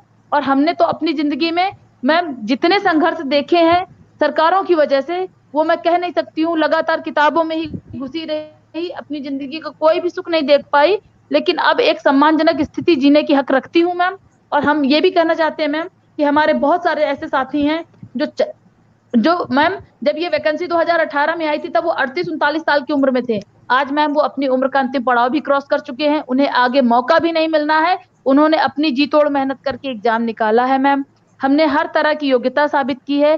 तो योगी जी से बस इतनी रिक्वेस्ट है, आप ही बोल रहे थे कि 1,37,000 पदों को योग्य शिक्षकों से भरना है और सुप्रीम कोर्ट की गाइडलाइन बोल रही थी कि 6 महीने के अंदर 2 क्रमागत भर्ती में ये योग्य शिक्षक भरे जाएं 1,37,000।